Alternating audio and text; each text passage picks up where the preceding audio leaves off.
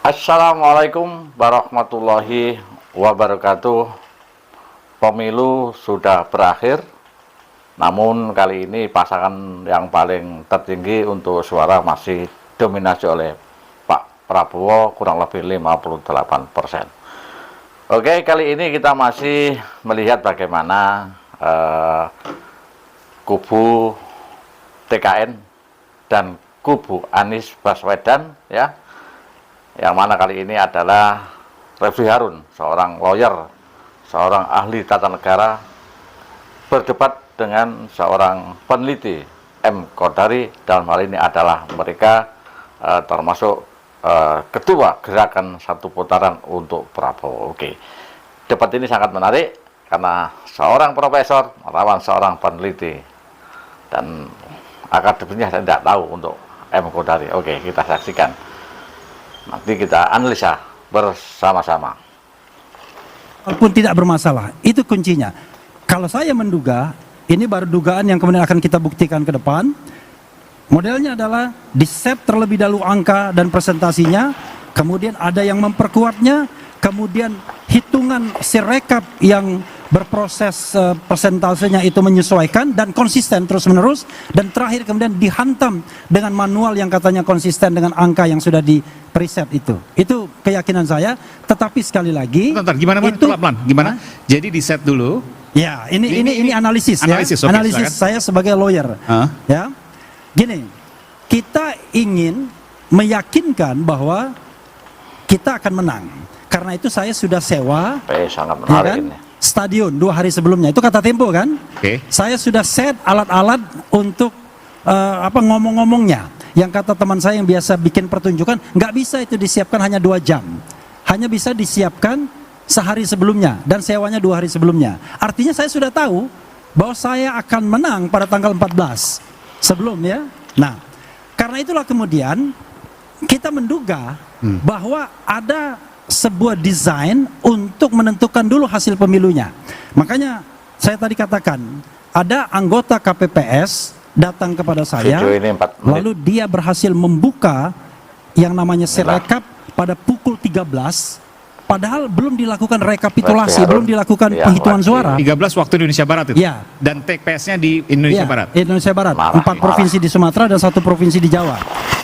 Dia melihat sudah ada isinya itu barang. Sirekap itu ada ribuan katanya TPS ada isinya, dan itu Anda sudah dapatkan dan Anda akan laporkan nanti. Iya, itu bagian dari argumentasi kita. Itu data Anda. Silakan, Bung Kodari punya pendapat soal ini. Pertama, soal bahwa sudah menyiapkan acara deklarasi atau acara perayaan dan sudah pesan perlengkapan segala macam, itu jawabannya gampang sekali. Bahwasanya kita sudah melihat dari indikasi hasil survei ya, dan analisa-analisa lainnya bahwa 02 akan menang.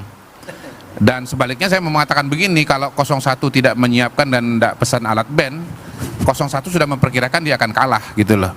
Kalau dia akan memperkirakan akan menang juga udah pesan juga. Begitu kan? Ya kan begitu. Jadi dari survei begitu ya. Nah, Kodari ini sebenarnya tim sukses, Anda tim sukses 02 atau ahli sih sebenarnya? Nggak, terus terang dong.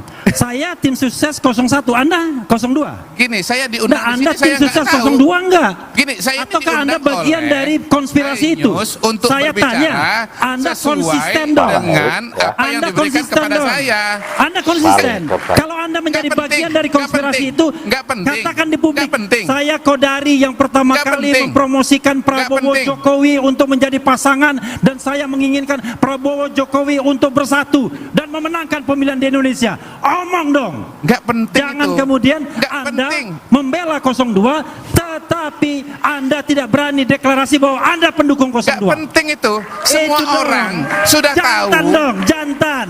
Jadi orang jangan pengecut. Anda. Semua orang sudah tahu bahwa saya ketua umum gerakan sekali putaran. Kenapa Anda masih nanya? Berarti Anda kurang gaul. Minta maaf. Sesuatu yang sudah diketahui semua orang, Anda masih bertanya kepada harus saya. Harus dibedakan. Itu kan Anda bisa bilang omon-omon, ormas dan lain sebagainya. Anda bilang saja kalau Anda tim sukses 02. Saya juga masalahnya analis, gini, saya juga peneliti. Anda diundang sebagai apa di sini? Anda memberikan identitas Anda diundang kepada sebagai apa di saya. sini? Terserah saya. Anda diundang sebagai apa? Ini wilayahnya Diundang sebagai apa di sini? Ainus yang undang. Diundang sebagai apa? Sebagai apa ya? Bukan wilayah saya, ini wilayahnya Ainus. Diundang sebagai Kodari tadi tanyakan, apakah Anda mau menyatakan bahwa Anda bagian dari 02? Jadi begini, ya, saya iya atau tidak itu? ada aktivis, pengamat, peneliti. ada ahli yang kemudian berpura-pura independen, tetapi dia menjadi bagian dari konspirasi itu. Itu yang saya tentang. Karena itu Refli Harun mengatakan saya bagian dari 01. Saya jujur mengatakan tidak main di belakang, main di depan. Ya. Oke. Bung Kodari silakan. Oke, jadi balik lagi ya. Anda mau berdiri juga nggak apa-apa. Jawab itu dulu. Anda mau berdiri juga nggak Nggak perlu, nggak perlu. Oke. Kita sudah melihat bagaimana serunya seorang intelektual yang lagi debat dan masing-masing mempertahankan idealismenya, mempertahankan disiplin ilmunya, ya. Yang pertama kita komentari untuk Rafli Harun. Rafli Harun ini adalah dulu pernah menjadi komisaris di pemerintahan Pak Jokowi, namun tidak tahu kemudian di reshuffle lah.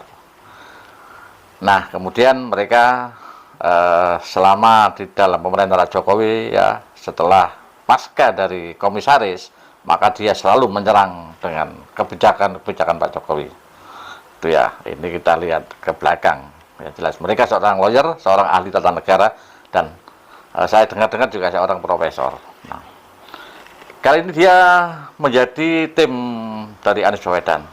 Karena kalah, maka begitulah seorang yang kalah pasti mengatakan curang, desain dan sebagainya. Yang jelas ketika kita kalah, kita mencari pembenaran bagaimana kita kalah itu tidak terlalu telak lah untuk menjadi adep asor lah.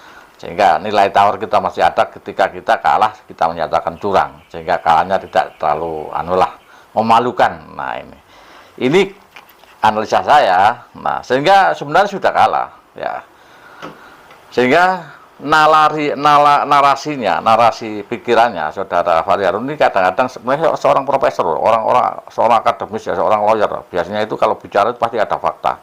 Tetapi kali ini tidak logika. Jadi bicaranya itu marah, emosi, dan mudah terpancing emosi. Yang jelas mudah terpancing emosi, ya. Karena apa? Karena sudah, ya gitu, kalau sudah kalah kita akan meletakkan akademis kita, ya, kita meletakkan intelektual kita kalah, sehingga kita bicara tidak terkontrol, akhirnya seperti orang bodoh. Nah, itu ya, akhirnya seperti orang bodoh. Kenapa? Mestinya pakai intelektual juga. Nah, Kodari yang sebenarnya secara akademis kan lebih hebat, Rafli Harun. Kali ini dia hebat. Ya, dia berbicara dengan sabar, santun, ya, walaupun dia didesak, dikatakan pengecut, dia masih bisa mempertahankan idealisme, dan dia dengan sabar tapi juga menyampaikan dengan hebat. Dan Rafli Harun kali ini Anda dalam debat dengan M. Kodari, Anda harus mengakui kekalahan Anda. Karena apa? Anda Rafli Harun dengan emosi, kemudian M. Kodari dengan nada biasa, ya, dan luar biasa. Kali ini saya apresiasi pada M. Kodari, ya. Karena apa? Mereka tidak punya beban. Yang pertama, jagonya menang, ya. Yang pertama, jagonya menang, sehingga dia berbicara tidak ada beban, semua lancar-lancar saja. Dan kali ini dia dipersilakan untuk berdiri, tidak mau. Buat apa? Kita sudah cukup di sini. Nah, di situ kita menunjukkan bahwa ketika M. Kodari berdiri, kalau mau berdiri, maka di situ M. Kodari juga akan menjadi sedikit kurang baik, ya. Artinya terpancing. Nah, kali ini M. Kodari tidak terpancing. Memang yang mancing itu juga Aiman, seorang reporter TV, ya, karena mereka juga berseberangan dari kubu Ganjar Pranowo, sehingga Kodari dipancing untuk naik untuk berdiri. Kalau berdiri maka sama, ya. Nah, disinilah letak kejeniusan M. Kodari, ya. Dia tidak terpancing untuk berdiri seperti Rafli Harun dengan marah-marah mengatakan pengecut. Dia tetap sabar, baik. Dengan intelektualnya dia bisa memenangkan perdebatan ini menurut saya ya, jelas seperti itu, ya. Jadi memang apa yang dikatakan M. Kodari juga benar. Jadi mereka juga menjalankan analisanya atau penelitiannya itu tidak hanya sekarang, sudah berkali-kali, sudah sering melakukan penelitian, sehingga apa yang disampaikan itu sudah bisa dipertanggungjawabkan secara akademis, ya, karena berdasarkan metodologi dan berdasarkan teori, statistik, semua dijalankan dengan baik, sehingga hasilnya juga akurat. Nah, ini jadi mereka selalu mengatakan bahwa Prabowo curang, nah, Pak Jokowi curang. Nah, Padahal semua kita lakukan itu ada di KPU, KPU ada pengawal, ada saksi dan saksi. Tingkat di TPS sampai tingkat pusat itu berjenjang, itu ada saksi-saksi yang mereka bisa dimintai pertanggungan jawab karena saksi dibayar. Masing-masing punya saksi itu loh. Ya. Nah, dari disinilah letak bagaimana tidak menerima kekalahan. Ya, karena untuk meningkatkan bahwa kekalahan tidak telak, sehingga tidak ada nilai tawar itu loh ya. Nggak tahu, kalah tahu. Jadi mereka dengan marah-marah, dengan seperti itu tidak menunjukkan intelektualnya. Jadi saya sayangkan ya seperti seorang Raffi Harun yang punya biasanya dulu seorang pengamat politik yang luar biasa, pengamat hukum yang sangat luar biasa dan sangat saya kagumi dulu ya, ketika Pak Raffi Harun masih netral dia mengamati tentang hukum tata negara masih netral. Saya sangat salut dengan mereka dan saya sering mengikuti acara-acara dulu ketika diundang televisi ya. Nah, setelah tergabung dengan Pak Jokowi saya pernah mendengar itu ya, di komisari apa, kemudian ditarik lagi, kemudian keluar dari situ ya, maka dia menjadi punya podcast ya, dan ketika juga diwawancari televisi dia sudah mulai menyerang kepada Pak Jokowi. Nah, di sini saya sudah tidak menyukai. Karena apa? Ketika kita itu pimpinan kita itu melakukan hal yang benar, kita harus kontrol dengan baik, tidak perlu dihina seperti itu ya. Ya seperti hari ini kekalahan menghina yang luar biasa ya, disetting deh, semuanya disetting dan sebagainya. Itu padahal tidak, semua itu natural ya, berdasarkan analisa natural. Saya orang yang paling di bawah, paling dekat dengan masyarakat, paling bawah, mengetahui betul bahwa siapa yang nekan, tidak ada yang nekan, tidak ada. Tadi ada pra pencoblosan ya, kemudian pasca pencoblosan. Nah, kita tidak ada yang mempengaruhi. Kalau caleg ada yang mempengaruhi, tapi kalau presiden tidak. Ya, kalau caleg masih ada kan namanya kampanye, ayo minta ini. Kalau presiden kita itu suka-suka, bebas, tidak ada kita tekanan tidak ada. Semua itu bohong, tidak ada tekanan itu ya. Jadi apa yang saya sampaikan ini adalah saya bertanggungjawabkan ketika saya di masyarakat yang paling bawah, tidak pernah saya ditekan oleh siapa saja, disuruh siapa saja tidak pernah ya. Tapi kalau caleg memang ada yang menyalahi ke sini aja, itu ada. Tapi kalau soal presiden tidak pernah ada yang menyuruh ya. Terus sehingga apa yang saya lakukan dengan keluarga saya semua bebas. Di keluarga saya itu juga saya bebaskan untuk milih siapa saja, tidak pernah saya tekan. Dari keluarga saya ada 4 orang ya.